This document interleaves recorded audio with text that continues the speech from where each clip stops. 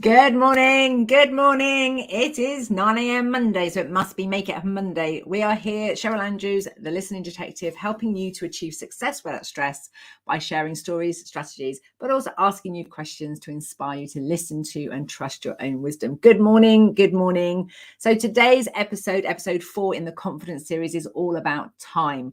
So on the first week, we looked at what is confidence. The second week, we looked at one of the things I often hear my clients saying is they've made a decision and then they lose confidence in their decision. So it's, how do you make confident decisions? Where do good decisions come from? Last week, we talked about planning, because if we have a decision that we've made, but we don't act on it, often it's because it's going to require, it's not something you can do instantly. You have to plan it over time. So last week we talked about planning. Today, I want to talk about time itself, because people often talk about, good morning, whoever's with me, please say hello. People often talk about time management, managing time. But I'm in my mind, and I'd love to hear your thoughts if you think differently, is time management is as simple as making a decision about how you want to spend your time. So making a decision about what you want to do for the next hour, making a decision what you want to do for the next day, next week, month, the year. But in order to make a decision about what you'd like to have happen today, tomorrow, I have discovered over the last sort of 14, 15 years working with people to help them understand, good morning, Tina, understand what motivates them to take action, where does their confidence come from? People who made decisions, who knew themselves well, were more likely to make a decision that included what they needed to work at their best, live at their best, what they needed to learn and process new information at their best. So therefore, when they made a decision in the moment, it was often inclusive. So if they hadn't had any sleep for 3 days, they would know that even though there's a deadline, that actually they need to at least have a power nap for a couple of hours to reboot their system and to feel better and feel well. So something about their decision-making process has to include what they need to be at their best. But equally, some people, those who make decisions and are confident with it, would also need to know what their priorities are. So where's your focus? So I often talk at the beginning of the year about my theme for the year. So this year it's been about making decisions I'm proud of, having a year that I'm proud of. So I'm running my decisions with a filter of, will I be proud of this once I've acted on it? But equally, when I've made decisions that haven't gone so well, or I'm not particularly, I didn't remember, I did it unconsciously through that proud filter, I'm reflecting on it and going, am I now proud about the way I'm acting on hindsight with what I know? So instead of criticizing and beating myself up for being so stupid and repeating old patterns, can I now approach this with a different mindset and approach? So you've got, what do you need to be at your best? It's also, what are your priorities? Where's your focus? I'm definitely committing 100% to getting my book written, which now means that I have time blocked out every single day. And what's interesting is I've had that time booked out before, but because it is my priority and it is a commitment I'm making to myself, how I view that appointment in my diary has changed. So when it comes to time, one of the things that I think is to remember is it's always about a decision. You decide how you want to spend your time. But if we don't reflect and take time to get to know who we are and how we do us and what's important to us for now or in the future, our decisions may not be informed by what is our priority. In fact, quite often we might end up doing what is other people's priority. Now, for quite a big period of my life, I would say that I was quite happy doing things for other people. And in fact, I'm still happy to do it. But there was a bit in the middle where I started to resent it because I forgot that actually my priority is there to be there for my family. My priority is to be there to serve. And when I stopped remembering that, I started to resent the time that I'd spent doing things. So again, it's important to, first of all, understand how you made the decision. So what was your priorities? What was important to you? And secondly, having confidence in your decision, you'll know if your priorities change, if new information comes in. So for example, some news has come in our household just yesterday. So right now, my priority is writing the book, getting it finished and getting it sorted and getting it published this year. But equally, Mark discovered, a really close friend is very poorly in hospital. And so that might change our plans. And actually, because our priority is being there to serve and to support, that will be okay. I'll be proud of that decision and I'll be okay with that, she says. And I'm just checking in as I say that out loud. Actually, what I'm recognizing is there will be time to do the book and do that. And therefore, there may be other things that may have to, slide in the priority list. So when it comes to time, 3 things is, have you got clarity of what you want and what your priorities are? Do you have confidence in how you'll decide whether you're going to change things? So I'm just noticing then when I try it on for size, I might change my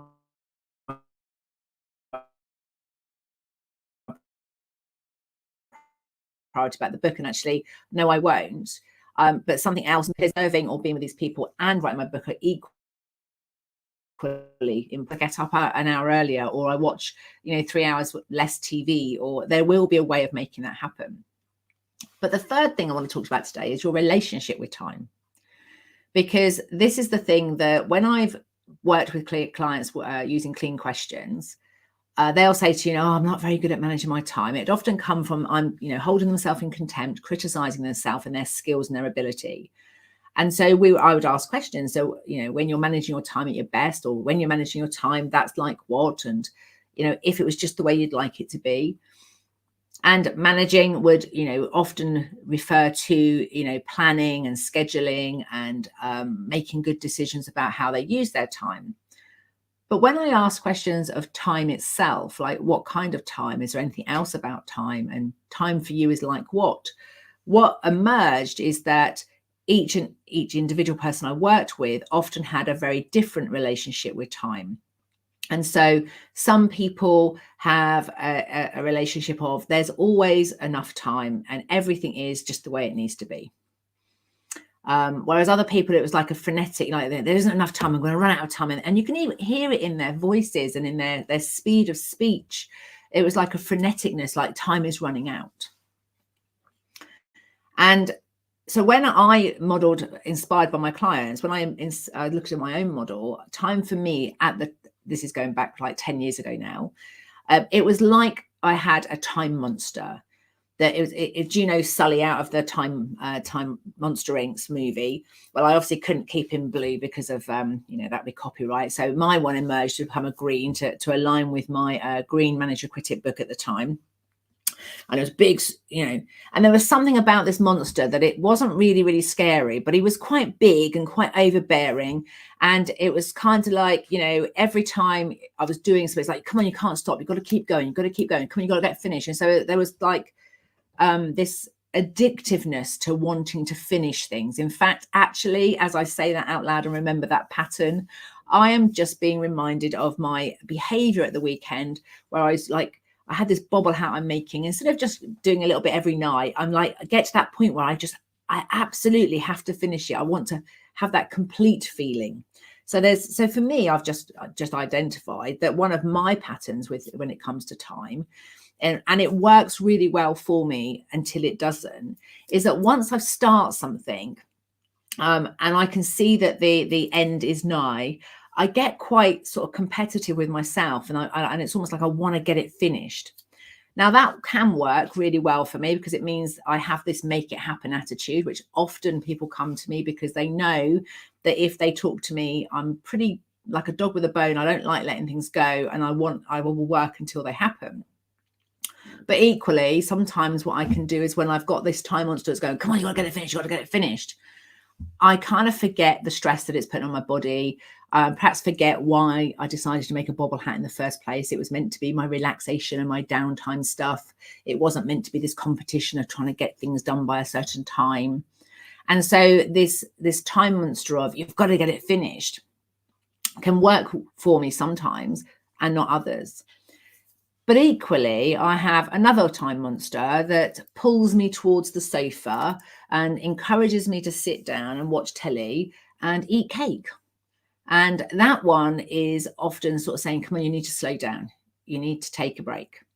But what I have learned is that actually that sofa time Interestingly enough, I've now got crocheting when I'm at the sofa time, so then I can't eat cake. I've got my hands occupied and my mind is occupied. But I have learned that the purpose and the driver for that time monster is that, you know, you've got to slow down. You need to rest. If you keep pushing yourself, you're going to get stressed. So therefore, I've by getting curious about these time monsters, my metaphor for time, I started to change my relationship with time itself.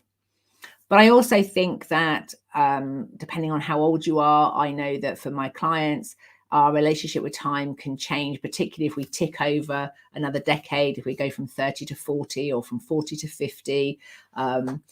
Other things that can trigger our time metaphor or models to change or, you know, speed up or slow down can be the, you know, death of a parent or a death of a dear friend or siblings.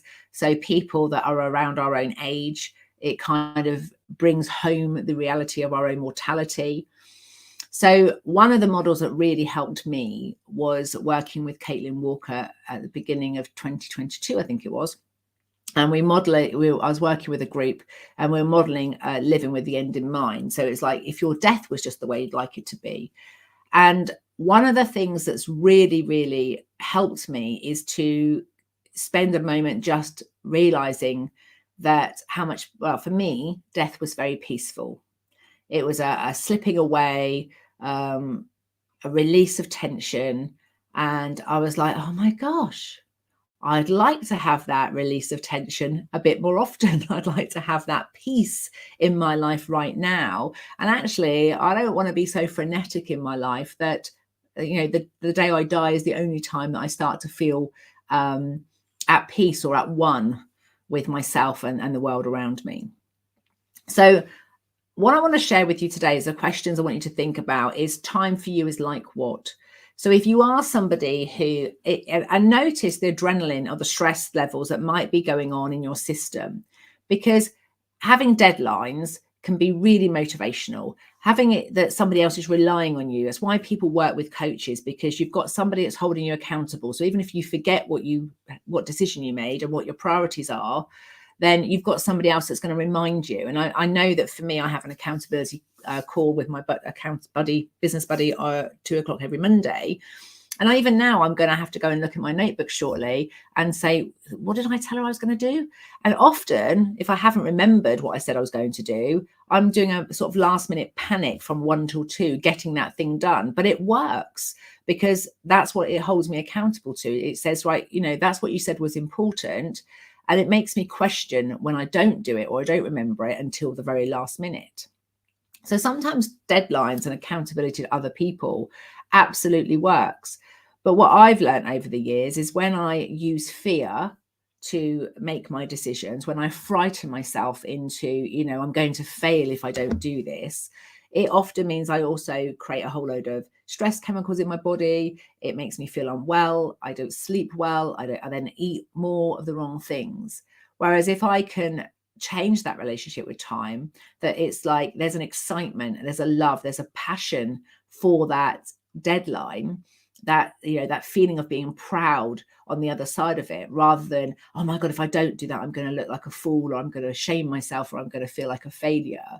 It has changed the energy and it's changed the impact on my system, which also means it's changed the way that I communicate what I want. I don't come from a sort of narky. That doesn't mean I never get narky. I had a moment yesterday where I could feel my system getting edgy, and I was like, "Oh, what's that all about? What's bothering me?" And then I remembered a conversation that I hadn't finished and I hadn't got around to sorting things out. And so it was this remembering what was important and getting on and doing those things. But we're human, and time can be either this thing that's, you know, slipping away too quickly, too fast, too slow. Add into that change itself can, if you are making a decision that you want to change something and you're confidently taking action every day, but the change isn't happening quickly enough, we can lose confidence in our original decision or in our ability, or simply that it's actually really important, in my case, to get the book finished this year for a particular reason. And so when we understand how time is playing a part in our decision-making process, we can then go, actually, either I've got to do it or somebody else has got to do it. Now, in my case, nobody else can write my book for me, but I certainly can ask people to hoover the house for me. I can certainly ask people to cook dinner for me. There's things that I can get other people to do in order to free my time up to get the book done. So, but also when things are changing, what can happen, that part of the brain, the mammalian brain, that likes to track patterns in order to keep us safe, if things start changing so quickly that your own system cannot keep up with the change, then we can start to again get stressed, start to make survival decisions for the moment, forget why we were doing it, what the purpose was, because we've got into this survival state. So 3 things I want to invite you to think about today is your relationship with time is like what? You know, is it a love or, you know, friend or foe? Is it fighting or is it something you work with? I want you to think about your, you know, if you're depending on your age, and just noticing, you know, as we get older, we'll also become much more aware of our patterns, because there are patterns that repeat over sort of 7, 8, 9 years. And so obviously once we've lived 30 years, we've got now 3 decades to reflect on. When we've done 40 years, we've got 4 decades, etc., etc. So the patterns in our lives, we start to notice more because we've got more time to see the repetition of things that are happening. And the third thing I want you to think about is your relationship with change itself. Because if you love change, and one of the things I work really hard with my clients to do is to actually get them to notice when things are changing and celebrate it. But even if it's change you didn't want, it's if you proactively notice, oh, well, you know, I was in a really great mood and everything was going really well, and then I changed to being a bit edgy and a bit, then you can start to go, okay, so what has changed for me to be changing my mood or changing my energy? Because the more you can train your brain, the mammalian brain, to notice that change is part of life, and change, the way that you manage change, you've got a resource, that you're resourced to do so. Even when change happens too slowly or too fast, your system is less likely, in my experience anyway, to be stressed by it. So understanding your relationship with time, understanding your own personal patterns, which tend to become more aware over time if you track them. And thirdly, thinking about your relationship with change.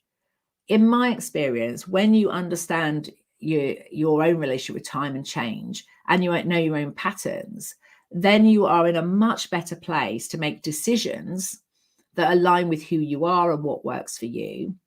You're more likely to create a plan that aligns with you and the way that you work at your best, or you want to live your life. But equally, you'll understand when things need to change and when you need to ask for help, or you need to do more or less of something, whether you need to delegate something, whether you need to ditch something, because you'll know yourself well enough to say, actually, this is not where my priorities need to be. So I hope that's been of use to you. It's been lovely to see you here, GB. We haven't seen you for a while. Thank you for narrating and adding some comments there about what I'm saying. I'm going to ask you a couple of questions now just to wrap today's show up. As always, you've been listening to me, which is lovely, and I really appreciate that. But just take a moment now to just check in with yourself when considering confidence and time. What do you know now?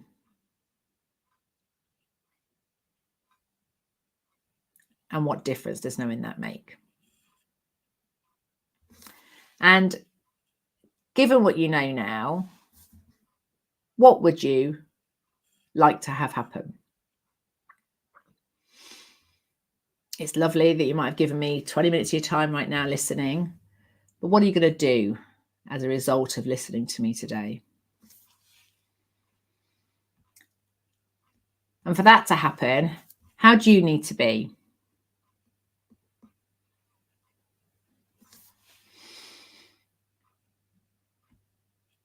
And for you to be like that, what kind of resource or support might you need?